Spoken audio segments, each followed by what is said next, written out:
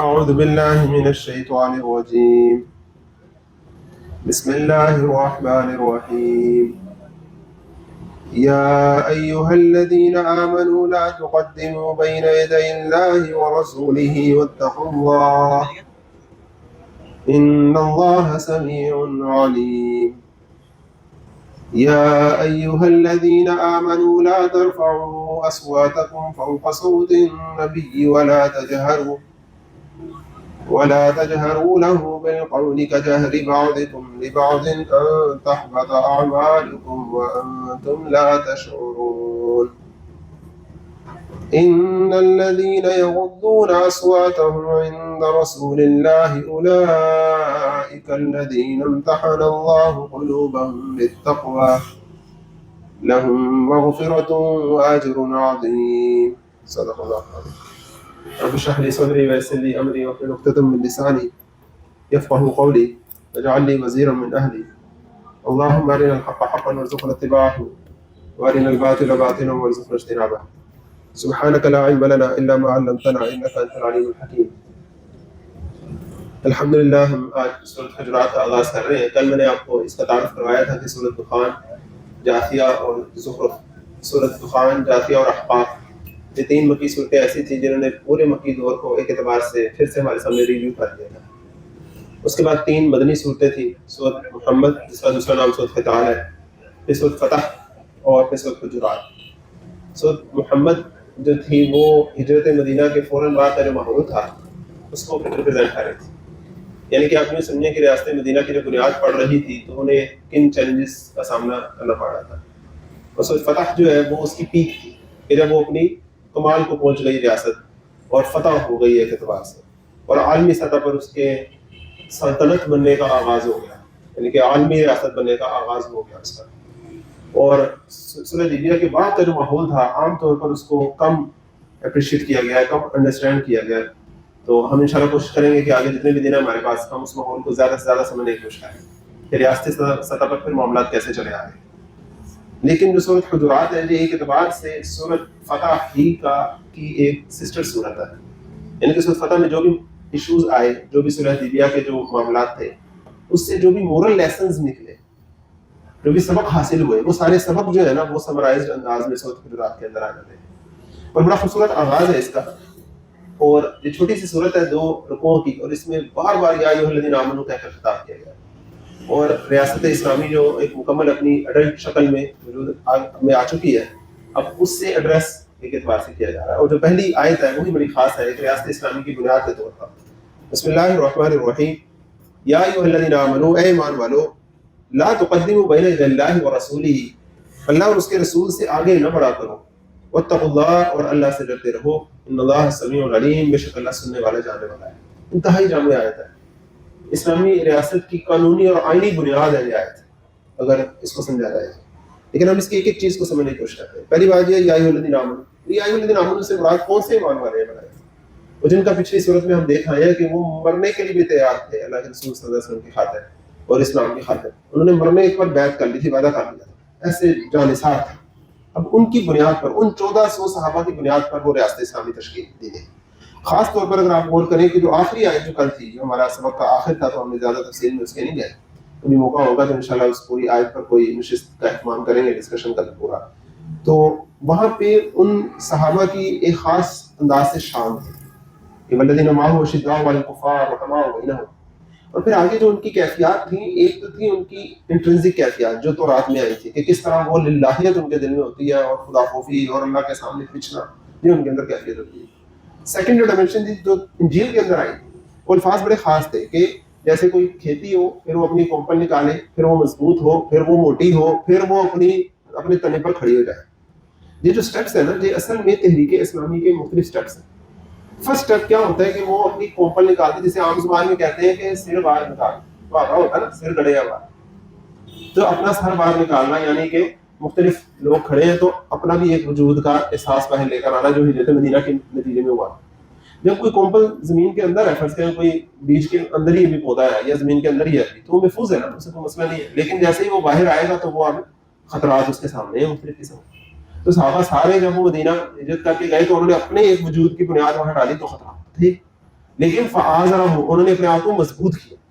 First step یہ تھا. جب مضبوط کیا تو سیکنڈ اسٹیپ ہوا فاستغلظ.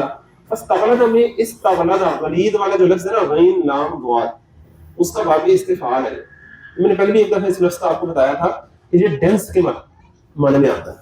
یعنی کہ جس طرح کہتے ہیں نا پتلا اور موٹا, ایک ہوتا ہے پتلا اور گاڑھا. ٹیکنیکلی دیکھیں تو انہوں نے اپنے آپ کو گاڑھا کیا.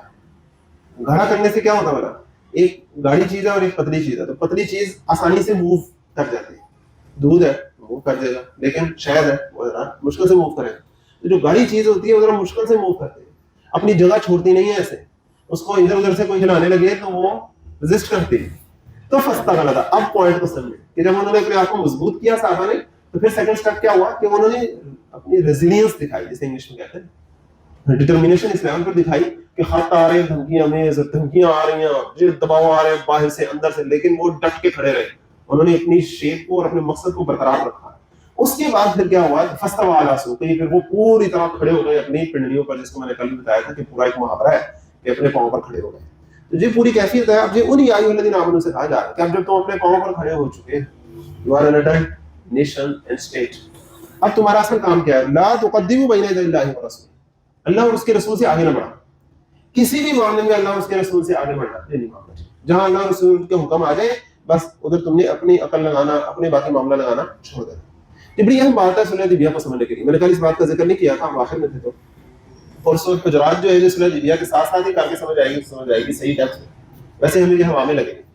اب ذرا اندازہ کریں کہ نبی اکرم صلی اللہ علیہ وسلم کی پوری سیرت میں آپ کی یہ سنت رہی ہے کہ آپ کے صحابہ نے جو مشورہ دیا ہے اجتماعی طور پر آپ نے اسے قبول کیا.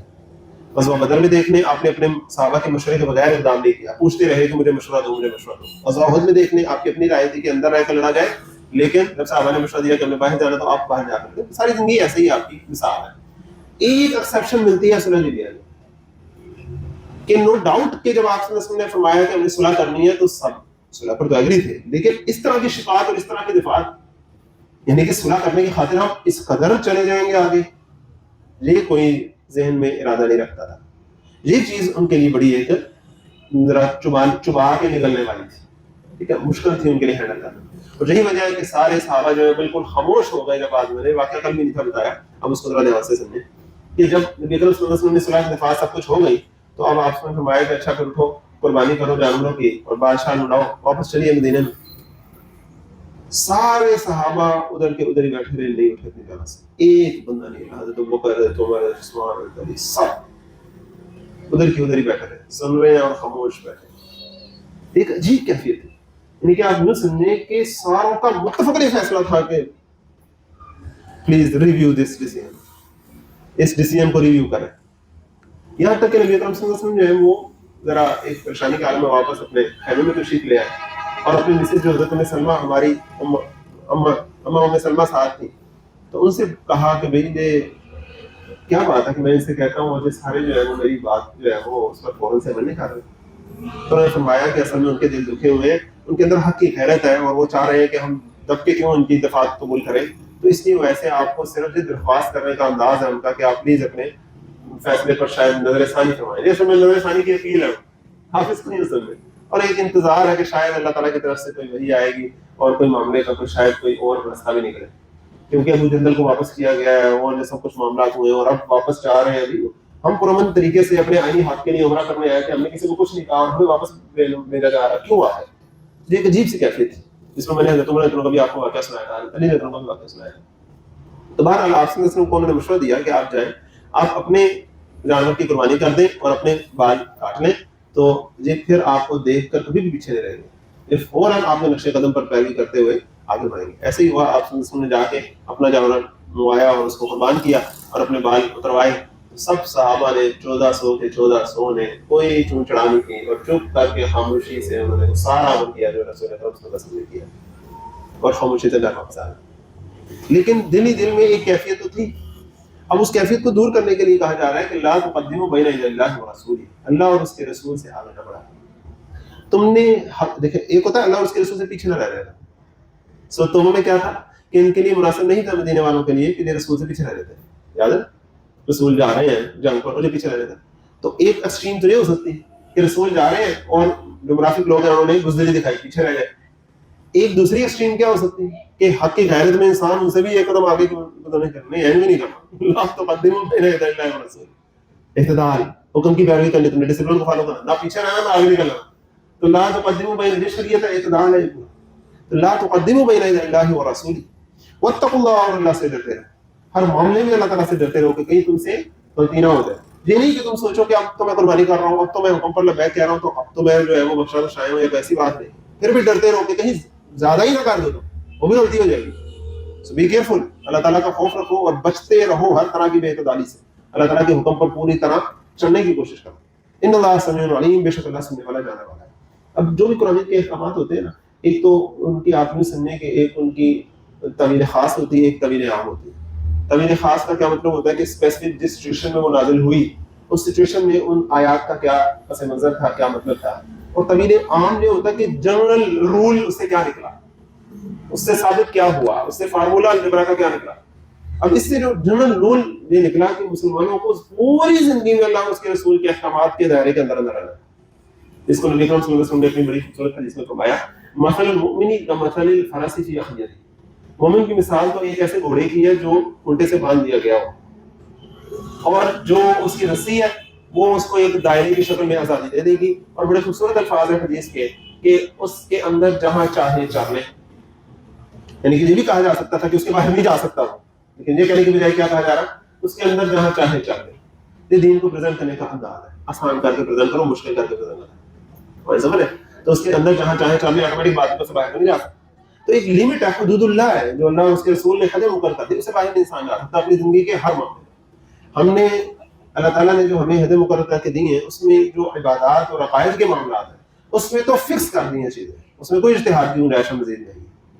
جو نماز کا طریقہ بتا دیا ہے، جو رکعتیں بتا دی، جو سب کچھ بتا دی، اب وہ ویسے کا ویسے، عقائد ویسے کے ویسے ہی. وقت گزرنے کے ساتھ ان میں کوئی اونچ نیچ نہیں ہوگی، جہاں کہیں نہیں ہوں گے ویسے ہی ہوگا. ہاں فیزیبلٹی کا دیکھ کے آپ یوں سننے کے اگر وضو کا کوئی مسئلہ ہے یا کچھ، تو اس کی بھی ساری پاسبلٹیز بتا دی ہے کہ لینا ہوتا ہے کرنا ہے، لینا ہوتا ہے کرنا ہے، سارا کچھ بتا دیا. لیکن جو انسان کی اجتماعی زندگی ہے وہ تو درجہ بدرجہ ابھی ایوولو ہونی ہے. ایک تو وہ ایوولوشن ہے جو انسان کے جسم کے پروڈکشن میں ہوا کہ نہیں ہوا، کوئی الگ بحث ہے. لیکن انسان کا جو سوشل ایوولوشن ہے جس میں انسان معاشی سیاسی سطح پر ایوولو کیا ہے، تو اس میں جو ہے وہ اجتہاد کی ایک مکمل گنجائش رکھی. آپ اس کو یوں سمجھیں، ایک تصویر اپنے ذہن میں لے کر آئیں کہ نیچے ایک بلاک رکھیں، اس کے سامنے اس کے اوپر ایک ٹرائنگل بنائیں. نیچے جو بلاک ہے پورا، اس میں عقائد اور عبادات کی قسم کی چیزیں ہیں جن میں کوئی مزید اضافے کی یا رد و بدل کی یا اجتہاد کی کوئی گنجائش نہیں. ہاں اوپر جو معاشرت، معیشت اور سیاست ہے، یہ جو انسان کی اجتماعی زندگی کے گوشے ہیں، یہ آہستہ آہستہ اوپر پیک بنتی جاتی ہے. اس کا کیا مطلب ہے کہ اسلام کے احکامات معاشرتی سطح پر کافی زیادہ ہے، معاشی سطح پر اس سے کم ہے، سیاسی سطح پر اس سے بھی کم ہے. یعنی کہ جو فکس احکامات ہیں وہ بڑے کم، بنیادی اصول دیے گئے ہیں. اس سے آگے انسان کی سوشل انٹلیکٹ اور سوشل کانشیس پر چھوڑا ہے. یہ دونوں چیزیں مل کر، انٹلیکٹ اور کانشیس، یہ دونوں چیزیں مل کر انسان کو ہدایت پہنچاتی ہیں. اکیلا انٹلیکٹ ہو تو خواہشات اسے اپنے پیچھے لگا دیتی ہے، عقل کو اپنے پیچھے لگا دیتی ہے خواہشات. لہٰذا عقل کو ضمیر کے ساتھ مل کر کام کرنا پڑتا ہے. تو ضمیر جسے ہم فطرت کہتے ہیں، تو ضمیر اور عقل مل کر جو نتائج نکالتے ہیں، تو سوشل اجتماعی ضمیر جو انسان کا فیصلہ کرتا ہے وہ بہت بڑا فیصلہ ہوتا ہے، جس کو معروف کہتا ہے قرآن کی زبان میں. بار بار کہتا ہے نا معروف معروف بالمعروف بالمعروف. یہ بڑی اہم بات ہے، شریعت اس کو بڑی اہم ویٹیج دیتی ہے. تو بہرحال اب سیاسی سطح پر اگر تھوڑا سا دیکھتے ہیں، باقی معاشرتی آپ خود اس کو امیجن کر لیں گے. سیاسی سطح پر ایک ریاست اسلامی کا جو آئین ہے، اس میں یہ جو آیت ہے یہ ایک اعتبار سے اس کی شک نمبر 1 کا پورشن ہے. شک نمبر 1 کیا ہے کہ الحکم الا للہ، اصل حاکمیت اللہ تعالیٰ کی ہے. اور اس کا عملی ظہور کیسے ہے کہ لا تقدموا بین یدی اللہ ورسولہ، no legislation can be done repugnant to the Quran and سنہ. یہ انتہائی اہم الفاظ ہے اور یہ صرف کوئی رٹے رٹائی کی بات نہیں ہے. اس میں اس کا مطلب یہ ہے کہ کوئی قانون سازی قرآن و سنت کے منافی نہیں ہو سکتی. یہ بھی کہا جا سکتا تھا کہ جو بھی قانون سازی ہوگی وہ قرآن و سنت کے مطابق ہوگی، لیکن ایسا نہیں کہا. اس کو سنیں، بلکہ کیا کہا ہے کہ کوئی قانون سازی قرآن و سنت کے منافی نہیں ہوگی. ان دو چیزوں میں بڑا باریک سا فرق ہے، لیکن بڑا گہرے نتائج لگتا ہے. اگر یہ کہا جائے کہ کوئی قانون سازی قرآن و سنت، ہر قانون سازی قرآن و سنت کے مطابق ہوگی، تو کوئی بھی قانون پاس کرنے سے پہلے ثابت کرنا پڑے گا کہ قرآن و سنت کے اندر اس کی کیا دلیل ہے. لیکن جو دوسری بات جو میں نے آپ سے کہا ہے، no legislation can be done according to the Quran سنہ، اس میں آپ کا دائرہ بڑا صحیح ہے. جو مرضی قانون سازی کرے گا، ہاں جب ثابت اگر کوئی کرے گا کہ قرآن و سنت کے خلاف ہے پھر روک لگے گی. جب تک خلاف ہونے کی روک کا نہ لگے معاملہ تو آزاد ہے. جیسے وہ جو میں نے حدیث کے الفاظ کہے اس کے اندر جہاں چاہے چلے، مثلاً تو یہ معاملہ ہے اصل کہ امت مسلمہ کا جو اجتماعی نظام ہے وہ اس طرح پر چلے گا. اب اس دنیا میں ایک فرد ہے, اس فرد کو بھی اللہ تعالیٰ نے بنیادی جو احکامات دیے ہیں ان احکامات کے اندر اسے آزاد چھوڑ دیا ہے, حلال حرام کی قیود کے اندر اسے آزاد چھوڑ دیا, جائز چیزوں میں جو اسے چاہے, جس طرح کے کپڑے پہنے, جو سا مشروب پیے, جو سا کھانا کھائے, جیسے مرضی کرے. اسی طرح اجتماعی طور پر بھی انسانیت کو آزاد چھوڑا اسلام نے, بہت زیادہ آزاد چھوڑا ایک فرد کے مقابلے میں. اور وہاں پوری جو پارلیمنٹ ہے امت مسلمہ کی یا ریاست اسلامی کی, اس کے اچھے بڑے اختیارات ہیں. ہماری تنگ نظری کی وجہ سے اور دقیانوسیت کی وجہ سے ہم نے اسلام کو یوں پریزنٹ کیا کہ ہم سمجھتے ہیں کہ دینا اسلام میں جو ہے پارلیمنٹ وغیرہ جو وزیر اعظم وغیرہ سارا کچھ خرید ہوتا ہے, اسلام میں تو خلیفہ ہوتا ہے, پھر وہ خلیفہ شاید پتہ نہیں اوپر سے آتا ہے. اس بات کو سمجھیں کہ دو طریقے سے مامور ہوتی ہے کوئی چیز, اس بات کو ذرا صحیح طرح پلے باندھ لیں. یا اللہ کی طرف سے مامور ہوتا ہے یا مسلمانوں کی طرف سے مامور ہوتا ہے. یا مسلمان اسے چنیں گے یا اللہ تعالیٰ اسے طے کرے گا, بتائے گا. اللہ تعالیٰ نے انبیاء ہی چنا کرتے ہیں بس. نبیوں کے بعد کم از کم اہل سنت والجماعت کا تو یہ عقیدہ نہیں ہے کہ اللہ تعالیٰ کی طرف سے کوئی مامور من اللہ ہو. اب تو مومنین ہی آپس میں امر شورا بینہم کر کے اولی الامر منکم کریں گے. لہٰذا یہ کہنا کہ شاید کوئی خدائی کوئی ایسی چیز ہوگی کہ وہ کوئی آ جائے گا اور لوگوں کے اوپر خلیفہ آ جائے گا, یہ بات ٹھیک نہیں ہے. اس بات کو سمجھنے کی ضرورت ہے. یہ نبوت کی خصائص میں سے بات ہے کہ صرف جو ہے وہ اللہ تعالیٰ ہی مامور کرتا ہے نبی کو, باقی سارے تو ہم انسان ہیں قانونی سطح پر. کوئی کسی کا دل چیر کر نہیں دیکھ سکتا کس میں زیادہ ایمان ہے کس میں نہیں ہے. یہاں تو اپنے ایکشنز پر بات ہوگی. اللہ تعالیٰ ہمیں اس بات کو سمجھنے کی توفیق عطا فرمائے. اسی طرح جب ہم خلافت کے بارے میں بات کرتے ہیں تو ہم سوچتے ہیں کہ خلافت راشدہ ہوگی تو وہی والا نظام جو ہے وہ شاید اب دنیا میں دوبارہ آ سکتا ہے. ایسی بات نہیں, وہ آ ہی نہیں سکتا. اس کی کچھ خصوصیات ہیں جو آ ہی نہیں سکتے دوبارہ خلافت. ہمارے جو استاد محترم رحمۃ اللہ علیہ, ان کی ایک بڑی خوبصورت لیکن بہت نگلیکٹڈ بک ہے. نگلیکٹڈ اس معنی میں کہ ان کو نگلیکٹ کیا گیا, تو ان کے بڑے بڑے جو ہم چاہنے ماننے والے وہ بھی اس کو نہ پڑھتے ہیں نہ سمجھتے ہیں. اور ہم انشاءاللہ رمضان کے بعد اس کی باقاعدہ ڈسکشن اس کی جو ہے نا سیریز شروع کریں گے انشاءاللہ, اس کی ریکارڈنگ بھی کریں گے کہ پاکستان میں نظام خلافت کیا, کیوں, کیسے. عصر حاضر میں خلافت کا نظام ہے کیا. ہماری حالت وہ ہے کہ جس طرح ایک بندہ جو ہے وہ کسی وہ کہتے ہیں نا کہ لڑائی کرنا تھا اور وہ جب اس کے اوپر چڑھ کے اس نے کہا کلمہ پڑھ, تو اس نے کہا جی اچھا پھر پڑھا دے. تو انہوں نے پھر سوچ کے کیا کلمہ تو منو نہیں آنا. ہماری وہ حالت ہے کہ اجتماعی سطح پر ہم سارے خلافت کے نمبردار ہیں, لیکن اگر آج ہمیں کوئی چار بندے ذی شعور بٹھا لینا کہ بتائیں گے آپ جو اس خلافت کا دعویٰ کر رہے ہیں خلافت ہے کیا, یقین کریں ہمارا بھی نہ سر ہوگا نہ پیر ہوگا, کچھ بھی نہیں ہوگا ہمارے پلے. تو اس بات کو سمجھنے کی ضرورت ہے. تو بنیادی جو خصائص ہیں خلافت راشدہ کے جو اس دنیا میں دوبارہ نہیں آ سکتے اس کو سمجھیں. نمبر 1 کیا کہ چونکہ وہ خلافت راشدہ نبوت کے ساتھ بالکل اٹیچ تھی, اور نبوت کے ساتھ بالکل اٹیچ تھی. اب دوبارہ نہ کوئی نبی آنا ہے اور نہ نبوت کے بالکل متصل ساتھ خلافت راشدہ آ سکتی ہے. پہلی بات تو یہ. دوسری بات یہ کہ وہاں جو صحابہ موجود تھے ان کا تزکیہ خود رسول اکرم صلی اللہ علیہ وسلم نے فرمایا. انہوں نے رسول اکرم صلی اللہ علیہ وسلم کی زندگی میں یوں موت کی بیعت لے کر ثابت کر دیا تھا کہ ہم جو ہیں وہ پکے کھڑے لوگ ہیں. ان کے ساتھ رضی اللہ عنہ ورضوا عنہ کا ٹائٹل لگا.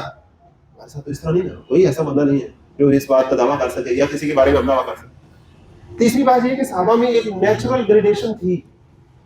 ایک نیچرل گریڈیشن کیا تھی وہاں, جیسا میں نے آپ کو پہلے بھی کہا کہ وہاں قانونی اور اخلاقی دونوں اعتبارات سے ایک گریڈیشن پہلے کی موجود تھی. قانونی طور پر گریڈیشن کیا تھی, میں نے آپ کو عریف, نقیب یہ سارا کچھ بتایا تھا. ان کے ہوتے ہیں کہ قبائلی نظام میں پہلی لوکل گورنمنٹ سسٹم پہلے سے موجود ہوتا ہے. میں نے سمجھانے کے لیے آپ کو کہا تھا کہ جنرل الیکشن پہلے سے ہوئے ہوتے ہیں, ایم این اے پہلے کے منتخب ہوئے ہوتے ہیں وہاں, ٹھیک ہے نا. ہر کنسٹیٹوئنسی جو ہے نا اس میں اپنے منتخب کیے ہوتے ہیں پہلے. 10 بندوں پر ایک عریف ہوتا ہے, پھر 10 عریفوں پر ایک نقیب ہوتا ہے, پورا سسٹم ہے وہاں. لہٰذا آپ قبائلی نظام کی وجہ سے ان کا پہلی گریڈیشن ہے, اور وہ چند لوگ جو ہے وہ مل کر اگر اپنی شورا میں فیصلہ کریں گے تو آسانی سے ملے گا. پوری ایک ایک بندے سے جا کے بات کرنے کی وہاں کوئی ایسے ضرورت نہیں. پھر سیکنڈلی اخلاقی طور پر بھی ان کی گریڈیشن تھی. لوگوں نے بحثیت مجموعی لوگوں نے خود اون کر کے جو اصحاب بیت رضوان تھے ان کا ایک خاص اسٹیٹس تھا. پھر اصحاب بیت رضوان میں بھی آگے جو 313 تھے اصحاب بدر والے لوگ ان کو بڑا مانتے تھے, اور وہ تھے بھی بڑے. اور سابقون الاولون من المہاجرین والانصار وہ اخلاقی اور روحانی طور پر بھی بلند تھے, اور لوگوں نے خود اپنی آزاد مرضی سے انہیں اپنا بڑا تسلیم کیا ہوا. ہاں جی ہاں, یہ اسلام میں آگے انہوں نے قربانیاں دی. اللہ کے رسول صلی اللہ علیہ وسلم کا ساتھ اس زمانے میں دیا جب ہم نہیں تھے. اب آج کے دور میں تو ایسا کچھ نہیں ہے.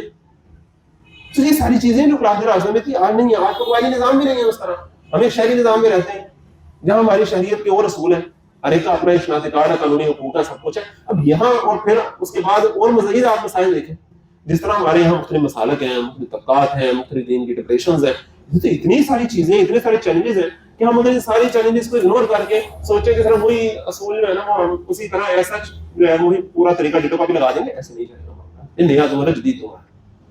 اب یہ ہمیں کرنا کیا پڑے گا کرنا یہ پڑے گا کہ اصول وہاں سے لیے جائیں اور ان کو آج کے دور کے حوالے سے بہترین طریقے سے اپلائی کرنے کا طریقہ نکالا جائے کہ بیسٹ طریقہ کیا ہو سکتا ہے اپلائی. مثال کے طور پر اصول ہے کہ اللہ اور اس کے رسول کے قوانین کے خلاف کوئی قانون تو نہیں کرے گا. ہاں اس کے اندر امت مسلمہ آزاد ہے, مسلمان اجتماعی طور پر آزاد ہے.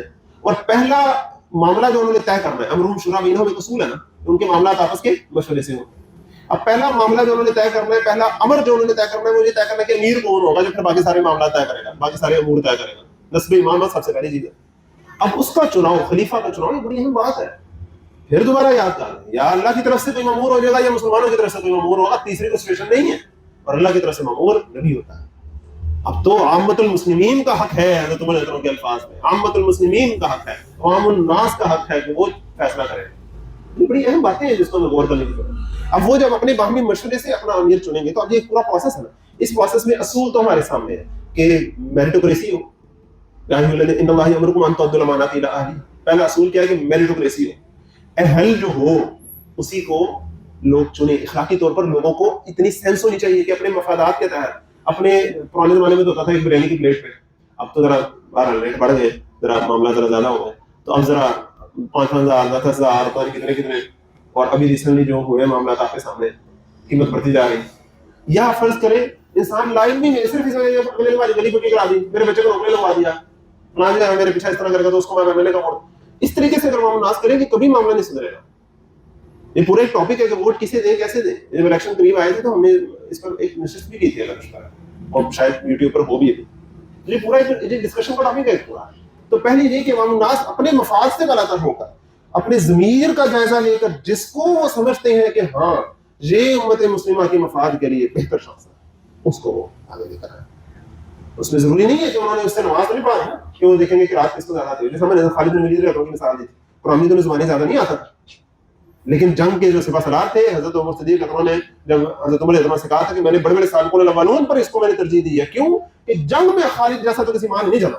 سیدھی سیدھی بات ہے, ہر بندے کی اپنی اہلیت ہے, وہ اس اعتبار سے اس کو دیکھا جائے گا. تو آپ نے جس کام کے لیے اسے چوز کر رہے ہیں اس کام کے لیے اس کی اہلیت دیکھیں, اور پھر اس کا تو پہلے اصول کیا ہے, میرٹ دیکھا جائے. پھر دوسرا جسٹس, اگر انصاف کا تقاضے پورے رکھے جائیں. یہ نہیں کہ ظالموں کو بھی چھوڑ دیا جائے اور مظلوموں کو بھی دبا دیا جائے اور پھر کہا جائے کہ اب جو ہے نا وہ ہم یہاں امیر کا چناؤ لے. اس کو آج کے زمانے میں کہ لیول پلینگ فیلڈ ہو, جینوئن لیول پلینگ فیلڈ ہو. ایک وہ جو سیڈو نیوٹرل لیول پلینگ فیلڈ ہوتی ہے نا, ظالم مظلوم برابر کر کے لیول پلینگ فیلڈ, وہ والی لیول پلینگ فیلڈ میں کہہ رہا. اسلام نے عدل کا حکم دیا. عدل کا مطلب ہوتا ہے جس کا جو مقام بنتا ہے اسے وہاں رکھا جائے. جس کا مقام بنتا ہے کہ اسے جیل کے اندر ہونا چاہیے وہ جیل کے اندر ہو, اور جس کا مقام ہوتا ہے وہ جیل کے باہر ہو اس کا جیل کے باہر ہو. باہر والے کو اندر, اندر والے کو باہر کرنا یہ کوئی جسٹس نہیں ہے, یہ ظلم ہے. تو سیکنڈ اصول تو یہ ہے.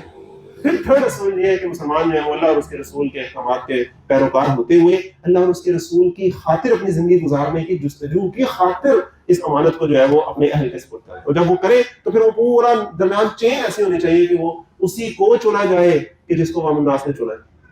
یہ نہیں کہ عوام الناس کہہ کے کچھ آئے نکلے کچھ, ڈبوں کے اندر کچھ جائے نکلے باہر کچھ. ایسے ہوگا تو پھر اللہ اور اس کے رسول کے احکامات کی بات تو پتہ نہیں آگے کیا چلے گا. تو پہلی چیز جو ہے وہ نسبی معاملہ. اس کے بعد جب وہ امیر ہو جائے گا پھر وہ سارے جو معاملات ہیں وہ میرٹ اور جسٹس کے اوپر کرے گا. وہ سارے جو جتنے بھی اختیارات کی تقسیم ہے, جتنی بھی ذمہ داریاں اس نے سونپی ہیں, عہدوں پر لگانا ہے مختلف لوگوں کو, وہ سارا پھر وہ اس کے اصول کے مطابق کرے گا. اور قانون سازی بھی وہ باہمی مشورے سے کرے گا. لیکن پارلیمنٹ جو ہے وہ جب علامہ اقبال رحمۃ اللہ علیہ نے اپنے خطبات میں فرمایا کہ پارلیمنٹ اشتہار کرے گی, تو اس کو بڑا غلط معنی دیے گئے. اس کے سوچا کہ ہاں جی پارلیمنٹ میں تو پھر صرف شاید علماء ہی جائیں گے تو اشتہار کریں گے. یہ بات نہیں ہے, اس بات کو سمجھو.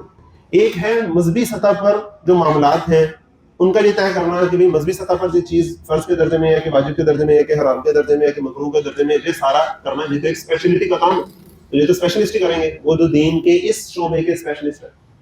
تو آپ یوں سمجھیں کہ یہ والا اشتہار تو وہی کریں گے, لیکن وہ 4 آپشن فرض کریں نکال کے دے دیتے ہیں کہ آپ کے پاس یہ 4 جائز آپشن ہیں, ان میں سے جو چاہنا آپ نے اختیار کرنا ہے. تو جس طرح آپ کو مجھے اللہ تعالیٰ نے اختیار دیا کہ یہ 4 جائز آپشن ہیں, حنفی, مالکی, شافعی, حنبلی, یا آپ سلفی مثال لگا لیں یا کوئی اور ڈزنٹ میٹر. میں مثال کے لیے 4 کہہ رہا ہوں کہ آپ بعد مجھے آ کے کہیں 6.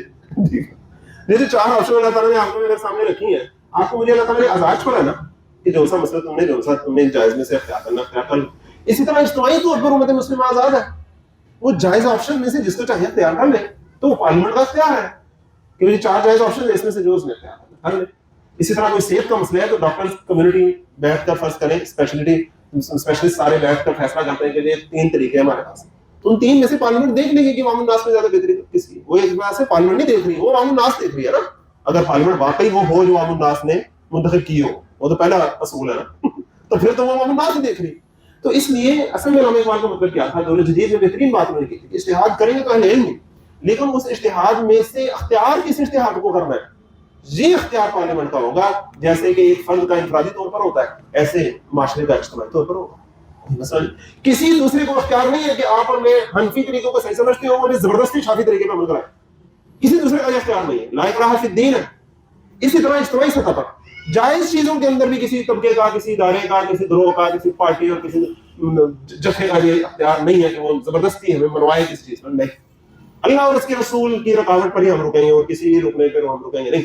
ये अल्लाह तक़द्दुम बैन अल्लाह व रसूल, अल्लाह ताला हमें इसको समझने की तौफीक दे। हाँ, आखिरी बात ये रह गई कि ये फैसला कैसे होगा कि ये जो इज्तिहाद उलमा की तरफ से हुआ और फिर पार्लियामेंट ने इख्तियार किया और वो जो पार्लियामेंट चूज हुई थी और फिर वो अवामुन नास ने माना कि जो पूरा प्रोसेस है कानून बन के नाफिज होने का, ये सारा प्रोसेस फेयरनेस के साथ हुआ कि नहीं, ये किसका काम है? ये अदालत का काम। जिस तरह अदालत जो है वो इस मामले में उसकी उसी की जिम्मेदारी होती है, उसी ने आइन की कस्टोडियन होती है, सुप्रीम कोर्ट जो आला अदालत होती है।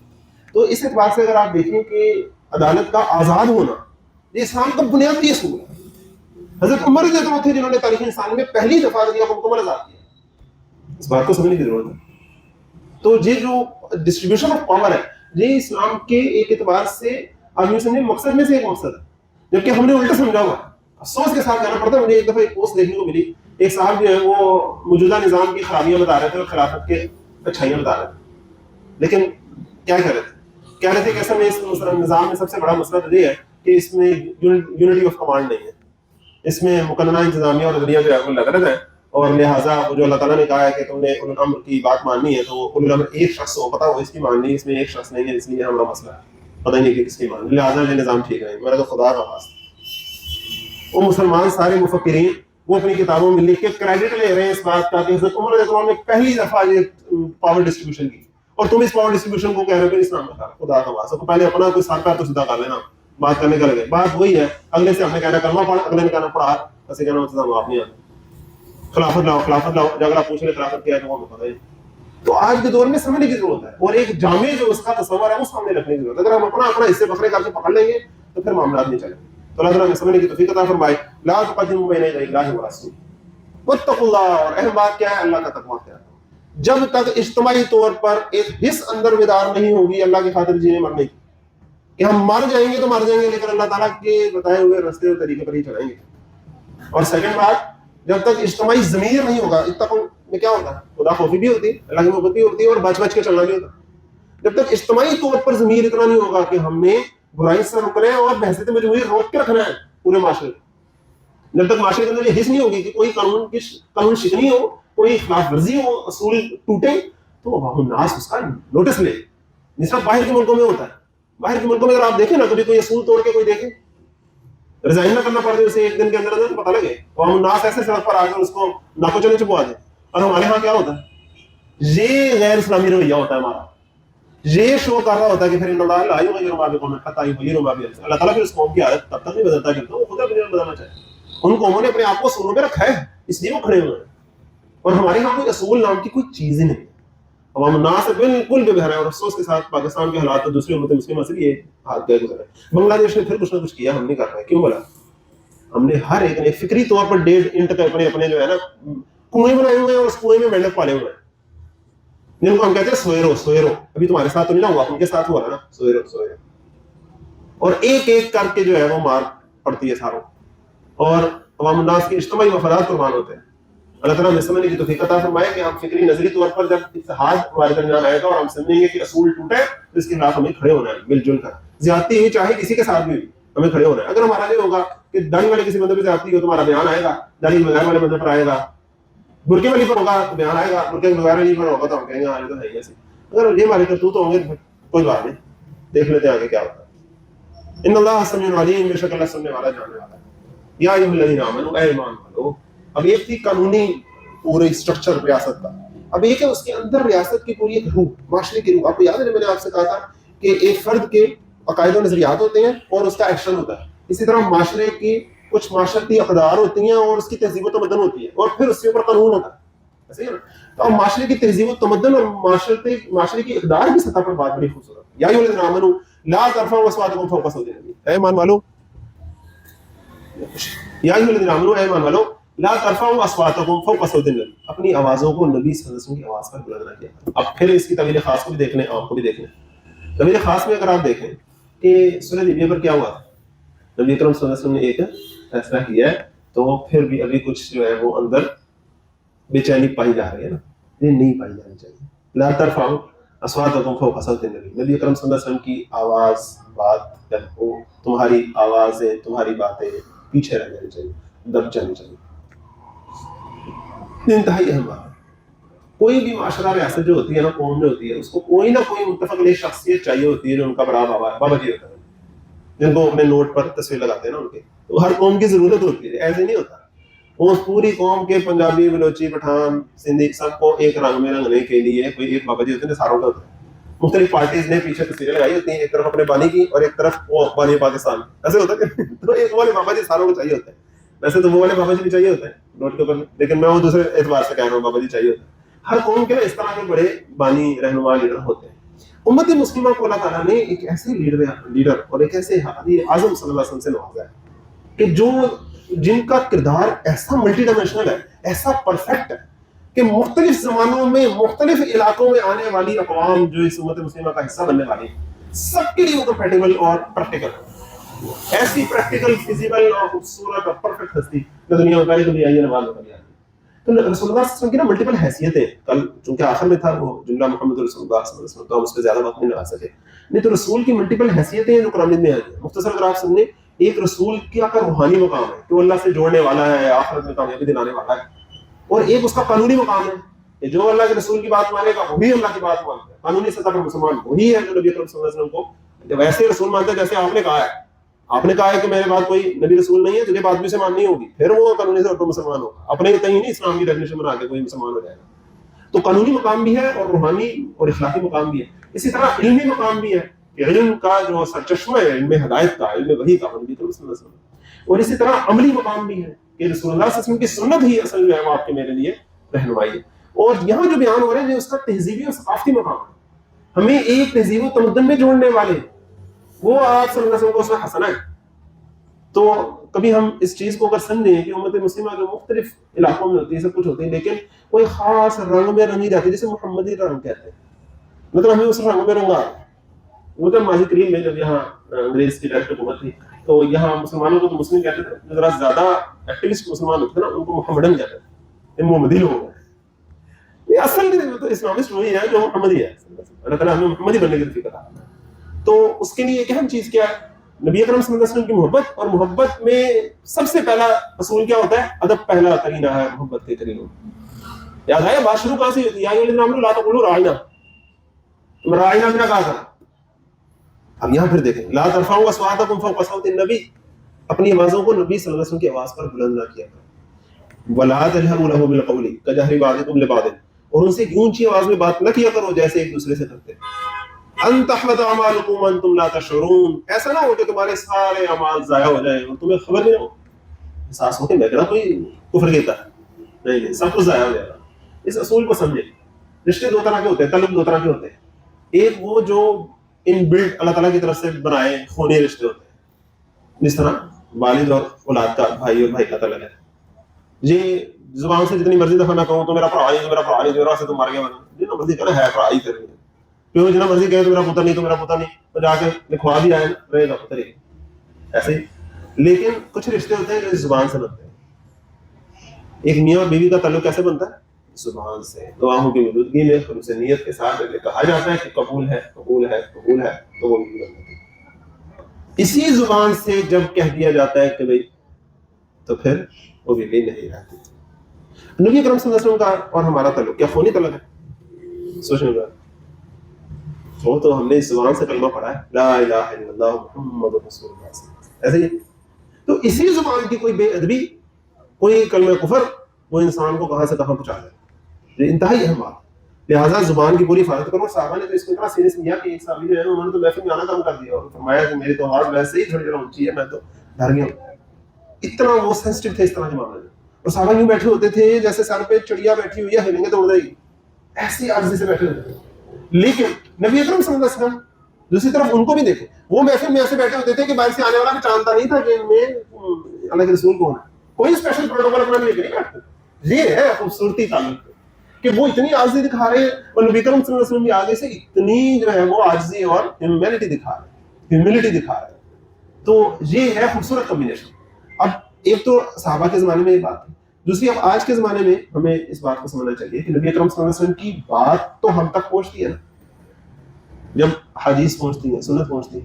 اس پر بڑی خوبصورت بات ہے جو ہمارے استاد اسلام کے رحمۃ اللہ فرماتے تھے، اور بھی بہت جگہوں پر میں نے دیکھی، ڈاکٹر غازی رحمۃ اللہ کی بک میں یہ بات تھی کہ جب فرض کریں ہم کوئی ڈسکشن کر رہے ہیں، کوئی بات کر رہے ہیں، کچھ بھی ہے تو کرتے، اگر بات بیچ میں آ جاتی ہے کہ اللہ کے رسول نے تو یوں فرمایا، اب اللہ کے رسول کی بات آئی تو اب اس کے بعد جو ہے وہ انسان اگر اپنے اقوال لگائے، اپنی باتیں کرے کہ لیکن میں یہ سمجھتا ہوں وہ سمجھتا ہوں، تو یہ رویہ ٹھیک نہیں ہے. اب اسے وقتی طور پہ وہاں آوازیں بند ہو جانی چاہیے اور خاموشی اختیار. ہاں اس پر آگے تحقیق ہو سکتی ہے کہ جو فرمایا بھی فرمایا بھی ہے کہ فرمایا، یہ جو فرمایا کہ اس کا جدید مطلب تھا یا کوئی اور مطلب تھا، لیکن ٹون کم سے کم نہیں ہو جانی چاہیے. ہاں ڈسکشن جاری رہ سکتی ہے، نہیں کہ ڈسکشن اب آگے کرنا ہی ناؤز باللہ حرام ہو، ایسی بات نہیں، لیکن ٹون کم سے کم نیچے آ جانی چاہیے. نبی اکرم صلی اللہ علیہ وسلم کا نام آیا نا، اس نام کی اتنی قدر اور اتنی ایک اسٹیٹس ہونا چاہیے کہ اب ٹون نیچے آ جائے. ان الذین یغضون اصواتهم عند رسول اللہ، بلا شبہ وہ لوگ جو اپنی آوازوں کو اللہ کے رسول کے سامنے دھیما رکھتے ہیں، پست رکھتے ہیں. یہ وہی یغضون الفاظ جو تھا قل للمؤمنین یغضوا من ابصارهم، نظریں دھیمی رکھنے والا یہ الفاظ، یغضون اصواتهم عند رسول اللہ اولئک الذین امتحن اللہ قلوبهم للتقوی. یہی تو وہ لوگ ہیں جن کے دلوں کو اللہ تعالیٰ نے تقوی کے لیے جانچ لیا ہے، پرکھ لیا ہے کہ ان کے اندر تقوی ہے کہ نہیں ہے. اس تقوی کی اصل مظہر کیا ہے، اس کی اصل نشانی کیا ہے کہ اللہ کے رسول کے سامنے آواز نہیں پاتی ہے کہ نہیں. یہ پتہ چلے گا کہ اللہ تعالیٰ سے ڈرتا ہے کہ نہیں ڈرتا. اب اس کو دوسرے الفاظ میں دیکھیں، اللہ تعالیٰ سے محبت کرتا ہے کہ نہیں، یہ پتہ کیسے چلے گا؟ اللہ کے رسول صلی اللہ علیہ وسلم کی اتباع کرتا ہے کہ نہیں. یہی تھی نا بات، قل ان کنتم تحبون اللہ فاتبعونی یحببکم. ایسے تو اللہ کی محبت کا پتہ چلے گا نبی اکرم صلی اللہ علیہ وسلم کی محبت کے ساتھ اطاعت سے. اللہ تعالیٰ کے خوف کا پتہ چلے گا نبی اکرم صلی اللہ علیہ وسلم کے سامنے بیٹھے ہیں یہ پہلے سے. یہ اصل بات. ان الذین یغضون اصواتهم عند رسول اللہ اولئک الذین امتحن اللہ قلوبهم للتقوی لہم مغفرۃ واجر عظیم. ان کے لیے مغفرت، اپنی مغفرت جو ہے نا بڑی اعلیٰ مغفرت ہے جو نقرہ میں آئی ہے. مغفرت ہی مغفرت ہے اور ایک ایسا اجر ہے جو بہت بڑا. غلطیاں کوتاہیاں ہو جائیں گی لیکن ادب ہوگا اگر دل میں تو اللہ تعالیٰ پھل لگائے. اور اگر نیکیاں کر کے ان نیکیوں کا تکبر ہو اور انسان اپنے آپ کو علامہ سمجھنے لگے اور اللہ کے رسول صلی اللہ علیہ وسلم کی بات کے اوپر بھی جو ہے وہ اپنے اقول لگائے تو پھر جو ہے وہ اس کی نیکیاں شیکیاں سب تحت آن والی. ان الذین ینادونک من وراء الحجرات، بے شک وہ لوگ جو آپ کو گھر کے باہر سے آوازیں دیتے ہیں. اب یہ کچھ بدو لوگ آئے. اب بدو لوگوں اور شہری لوگوں میں بڑا فرق ہوتا ہے. شہروں میں بات کرنے کا سلیقہ، اسٹائل، انداز بڑا نسبتاً مہذب ہوتا ہے. ٹھیک، وہ الگ بات ہے کہ آج کل ہماری شہری زندگی میں صرف الفاظ لفاظی رہ گئی ہے اور دل جو ہے وہ خالی ہو چکے ہوئے ہیں اور کردار اور اخلاق نام کی چیز نہیں. یعنی کہ اگر مطلب ابا جی ابو یہ سارا کچھ ہم پورے بڑے احتیاط سے بھی کہہ رہے ہو سب کچھ، ٹیچر کو بھی بڑے اچھے طریقے ٹو بھی لکھنا، اوپر کے نیچے ہیڈ ماسٹر لکھ کے کوما بھی لگانا، سارا آدمی کچھ بھی کرے، لیکن اگر دل سے نہ استاد کی عزت نہ کسی بڑے کی عزت ہے تو کوئی جو ہے وہ جو حالات ہمارے ہیں وہ ہمارے سامنے. لیکن دیہاتوں میں پنڈوں میں کیا ہوتا ہے کہ عام طور پر اپیرنٹلی وہ اتنا زیادہ شو نہیں کر رہے ہوتے چیزوں کو، لیکن بڑے کا فرمایا ان کے لیے بڑی اہمیت رکھتا ہے. تو وہاں کا کلچر ڈفرینٹ ہوتا ہے. اب اس طرح بدو جو لوگ آتے تھے تو ان میں سارے 2 نمبر تو نہیں ہوتے تھے، سارے منافق تو نہیں ہوتے تھے، بڑے اچھے مومنین بھی تھے. ہم سو تو پڑھ کر آئے ہیں کہ ہر طرح کے لوگ ہیں مدینے کے اندر بھی باہر بھی. تو سچے لوگ بھی بعض اوقات اپنے کلچر اور اپنی عادت کی وجہ سے کوئی خاص ٹائم میں ہوتے تھے. جس طرح کئی دفعہ آپ نے پڑھا ہوگا ایک بدو صاحب بھی آئے، انہوں نے آپ سے پوچھا، ایک بدو صاحب بھی آئے، انہوں نے ایسے پوچھا. بعض بار ایسی باتیں پوچھتے ہیں ہم حیران ہوتے ہیں کہ آپ نے کیسی بات پوچھی. صاحب بھی حیران ہوتے تھے بعض کا کہ یار یہ کیسی بات کر رہے ہیں. تو اسی طرح کچھ بدو آئے اور وہ گھر کے باہر کھڑے ہو کر حجرے کی جگہ حجرات، تو ان کے باہر کھڑے ہو کر پکارنے لگے کہ یا محمد یا محمد ہمارے لیے باہر آئیے، بات سنیے ہمارا. اب انہوں نے کوئی توہین والی بات نہیں کی، صرف کیا کیا آپ صلی اللہ علیہ وسلم کو آپ کے نام سے. عام طور پر صحابہ کیا کرتے تھے؟ یا رسول اللہ کہتے ہوئے، یا نبی اللہ، یا رسول اللہ، یا حبیب اللہ. نام پکارنا ایک کیوں؟ اللہ کے رسول صلی اللہ علیہ وسلم کا قرآن مجید میں نام کبھی اس طریقے سے نہیں آیا. یا محمد کیا کہ ایک دفعہ بھی نہیں آیا. صرف 4 جگہ نام آیا اور وہ بھی ایک خاص لیول پر, اور وہاں بھی ساتھ بتایا گیا کہ وہ اللہ کے رسول ہے, خاتم النبیین ہے, ساتھ رسالت کی سٹیٹس جو ہے اس کو پورا بتایا گیا. نعمان علی خان صاحب کا ایک بڑا آج کل وہ آیا بھی ہوا سامنے, اور اس میں بات بڑی خاص بتاتے ہیں کہ ایک دفعہ بھی یا محمد کہتے ہیں, باقی سارے انبیاء کو ہوتا ہے یا ابراہیم یا موسیٰ, لیکن نبی اکرم صلی اللہ علیہ وسلم کو اتنا خوبصورت سٹیٹس قرآن نے دیا, اور وہ دعا ہے اور سیدھا سیدھا کہہ رہے ہیں محمد. اب ایک اعتبار سے وہ توہین نہیں کر رہے تھے, کیوں کہ وہ اس طرح کرتے ہیں نا اپنے علاقوں میں, اور بات اگر سنی ذرا وہ کر, لیکن ان کا ایک انداز ہوتا ہے, وہ توہین نہیں کر رہے ہوتے. لیکن وہ چونکہ بات کی تو فوراً سے کہا کہ ان الذین ینادونک من وراء الحجرات اکثرهم لا یعقلون, ان کی اکثریت نہ سمجھ ہے. ولو انهم صبروا حتى تخرج الیہم, اور اگر وہ صبر کرتے یہاں تک کہ آپ خود گھر سے نکل کر ان کے پاس آ جاتے, لکان خیر لهم, تو یہ واقعی ان کے لیے بہتر ہوتا. واللہ غفور رحیم, اور اللہ تو بخشنے والا مہربان ہے. یہ بڑی خاص بات ہے, یعنی کہ جو عام شہری صاحب ہیں ان کے لیے اصول کیا تھا کہ واسطہ لوٹتے ہوئی تو سارے ماں کا لے گئے, لیکن جو بدو لوگ ہیں, جاتی لوگ ہیں, چونکہ ان کی نیت خراب نہیں ہے, ان کی ایک بس ایک رسم ہے نا, ان کی ایک مطلب ایک طریقہ ہے, تو وہ طریقے کی وجہ سے اگر ایسے کہہ رہے ہیں تو ان کو سمجھایا جا رہا ہے, لیکن ساتھ ان سے کہا جا رہا ہے کہ اللہ تعالیٰ بخشنے والا مہربان. اللہ تعالیٰ تو دلوں کے حال جانتا ہے نا. یا ایھا الذین آمنوا, اے ایمان والو, ان جاءکم فاسق بنبأ فتبینوا, اگر تمہارے پاس کوئی فاسق اہم خبر لے کر آئے تو اس کی تحقیق کر لیا کرو. بڑے خوبصورت الفاظ ہیں, اس کی بھی ملٹیپل ڈائمینشن ہے. دیکھیں سورہ نبیہ سے اس کا کیا تعلق ہے, کہ خبر آ گئی تھی کہ عثمان ابن شہید ہو گئے, اور ساروں نے تیاری کر لی تھی کہ اب یاد ہے. تو آگے جائیے, ان تصیبوا قوما بجہالۃ, کہ کہیں ایسا نہ ہو تم لا علمی میں کسی قوم پر جا پڑو, فتصبحوا علی ما فعلتم نادمین, اور پھر تمہیں اپنے کیے کا نادم ہونا ہے. پہلے تو اس بات کو سمجھیں کہ یہاں یہ بھی تو کہا جا سکتا تھا کہ تحقیق کر لیا ہو کرو, یہ نہ ہو کہ کوئی تمہارا دشمن تم سے چھوٹ کے نکل جائے اور بعد میں تم موقع گوانے پر پشیمان ہوتے رہو. یہ کہا جا سکتا تھا, نہیں کہا جا سکتا. دیکھیں نا, خبر تو دونوں طرح کی جھوٹی آ سکتی ہے نا. ایک خبر یہ بھی جھوٹی آ سکتی ہے کہ بھائی وہ تم پر حملہ ہو لگے, تم ان پر حملہ ہو جاؤ, اور ایک یہ بھی ہو سکتی ہے کہ وہ جو ہے وہ نہیں ہو رہے حملہ اور وہ چلے جائے, تم سے بچ کے نکل جائے. اصول کیا ہے کہ 100 مجرم بھی بچ کے چلے جائے, ایک معصوم نہیں مارا جانا چاہیے. تو انداز دیکھیں بات کا کیا ہے کہ اصل جو زیادتی تمہاری طرف سے نہ ہو. ہاں اگر فرض کرو وہ تم پر حملہ کر دے, تمہیں پتہ ہی نہ ہو, تو کوئی بات نہیں, پھر نبڑ لیں گے, اللہ تعالیٰ بھی تمہارا ساتھ دے گا, سب کچھ دے گا. لیکن اگر تم نے لا علمی میں کسی کے اوپر اگر تم نے حملہ کر دیا تو پھر بات خراب ہے. تو پھر وہی بات سامنے نہیں ہے کہ اگر اوپر بیٹھے ہیں صحابی اور اگلے نے کلمہ پڑھ لیا تو چھوڑ کے پیچھے ہو جاؤ, چاہے جھوٹ کا بھی کلمہ اس نے پڑھا نا, پیچھے ہو جاؤ تم وقتی طور پر, بچ کے جانا چلا جائے کوئی بات نہیں, لیکن غلطی سے مارا نہ جائے, یہ ہے بات. تو ایک طرح اس کا خاص پرسپیکٹو ہو گیا. پھر دوسری جو بات ہے اس کا علم حدیث کے ساتھ بڑا خاص ہے. ابھی ہم نے پچھلی بات کیا کی, پچھلی آیات میں کہ جب حدیث سامنے آ جائے, اللہ کے رسول صلی اللہ علیہ وسلم کی بات سامنے آ جائے تو انسان جو ہے وہ نیوا پہ. تو اب اس زمانے میں جب حدیث کی تدوین ہو رہی تھی اور مختلف جو ہے وہ پورا ایک جو نالج ہے, ڈپارٹمنٹ آف نالج ہے, ڈیولپ ہو رہا تھا. حضرت حدیث میں مختلف چیپٹرز ہیں. ان میں یہ چیپٹر یہ ہے کہ تدوین کیسے ہوئی حدیث, اور پھر وہ کتب کی اقسام کیا ہے, حدیث کی اقسام کیا ہے, جرح و تعدیل کیا ہے, اسماء الرجال کی, یہ ساری چیزیں اس میں ہیں. الگ الگ چیپٹر ہیں, انشاءاللہ ہم نے بھی پڑھیں گے. ارادے تو بندے کو کرنے چاہیے, ارادے کی نکت ملتی ہے. انشاءاللہ ہم کریں گے رمضان کے بعد سارے کام. تو اب یہ جو حدیث کا پورا فن جس طرح وہ پورا جو اسپیشلٹی تھی وہ ڈیولپ ہو رہی تھی, جب اس زمانے میں تو سے ہم حدیث کے نام پر بہت چیزیں آئیں, ساروں نے باتیں کی. تو اب اس پر پھر باقاعدہ کرنا پڑا کہ کون سی حدیث جو ہے وہ صحت کے اعتبار سے کس لیول پر ہے, اور کون سی ضعیف ہے, اور کون سی بالکل ہی موضوع گڑھی ہوئی ہے. تو سارے کرنے کے لیے تحقیقات کرنی پڑی پورے محدثین کو, اس پورے راویوں کی. تو وہ پوری تحقیق کر لیا کرو اگر کوئی اہم خبر لے کر آئے ہمارے پاس.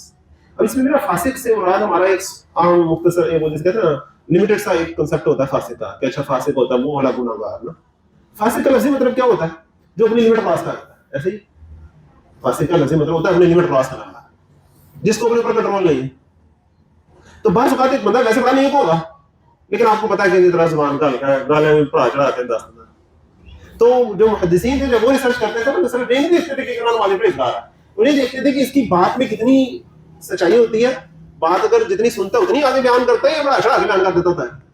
حافظہ کیسا ہے اس کا, یہ ساری چیزیں بھی دیکھتے ہیں. اگر کسی کا حافظہ کمزور ہے تو اس کا بھی نہیں, اب اس کو آپ فاسق تو نہیں کہیں گے, وہ والا فاسق تو نہیں کہیں گے, لیکن ٹیکنیکلی وہ اس کو اپنے اوپر کنٹرول اس طرح کا نہیں رہا نا, انٹینشنلی اور ان انٹینشنلی. یہ اہم بات ہے. یہاں وہ نہیں ہے کہ جو بڑا نمازی پرہیزگار ہو صرف اس کی بات ماننی. تو بات اصل کیا ہے کہ آج بھی خبریں جب ہم دیکھیں حالات حاضرہ میں سب کچھ, تو یہ امت مسلمہ کے لیے آج کے دور میں بڑی اہم بات ہے حدیث کے علم سے. اگر کیونکہ آپ کو حدیث کا علم تو اکثر بیشتر تدوین ہو گئی نا, وہ تو ایک لحاظ سے ہمارے پاس سارے دلائل جو ہے وہ سارے آپ یوں سمجھیں دستیاب ہو گئے. لیکن جو موجودہ ہمارا کرنٹ افیئرس کا معاملہ ہے، حالات حاضرہ میں جب ہم چیزوں کو دیکھ رہے ہوتے ہیں، خبریں دیکھ رہے سب کچھ، تب بھی ہمیں پتہ ہونا چاہیے کہ فلاں صحافی کے ہم اگر بلاگ سن رہے ہیں، فلاں کا یہ کر رہے ہیں، فلاں کی کسی کی رائے آ رہی ہے، پتہ ہوگا یہ بندہ کتنے کو پانی میں ہے. یہ بات کو بڑا چڑھا کے جذباتی ہو کے بات کر دیتا ہے، یا پوری طرح تحقیق کر کے پھر بات کرتا ہے. اور خود بھی ہمیں پوری طرح اس کی تحقیق کرنی چاہیے. اسے ایک تو دو طرح سے تحقیق کرنی چاہیے.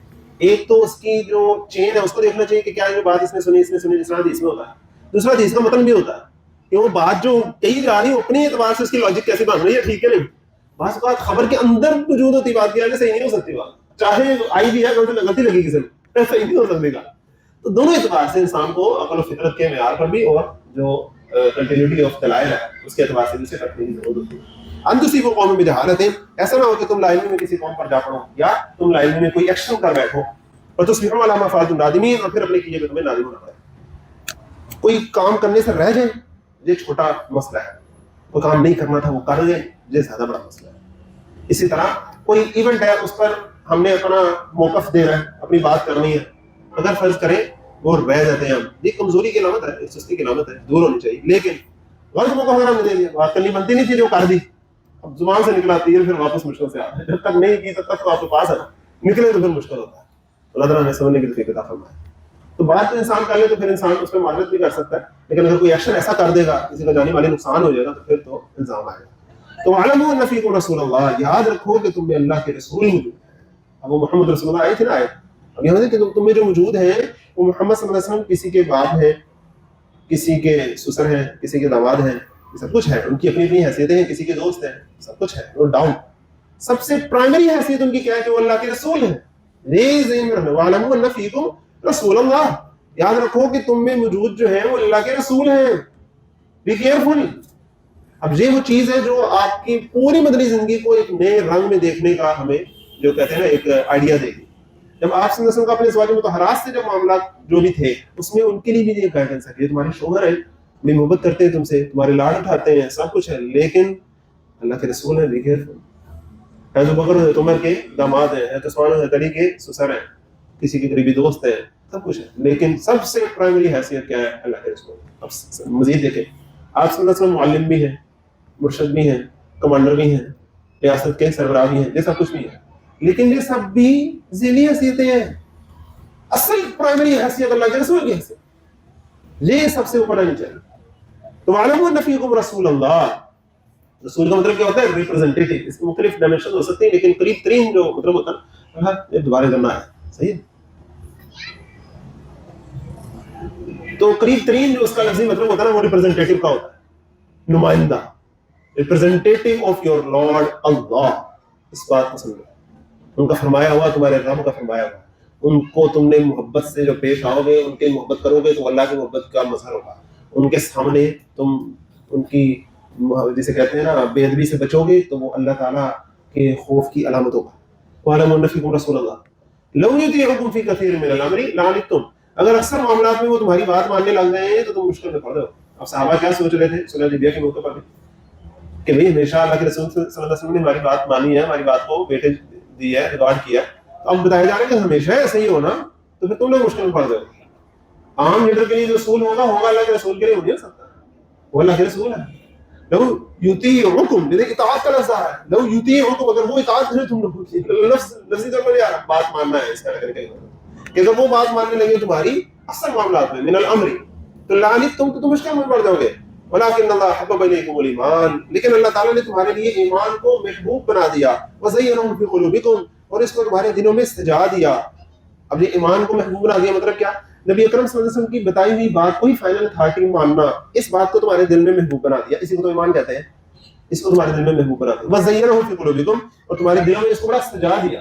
وکرہ الیکم الکفر والفسوق والعصیان، اور کفر، فسق اور نافرمانی سے تمہیں متنفر کر دیا. اولئک هم الراشدون، یہی تو ہدایت یافتہ لوگ ہیں. فضل من اللہ ونعمہ، اللہ کے فضل اور اس کی مہربانی سے. اللہ علیم الحکیم، اور اللہ جاننے والا حکمت والا.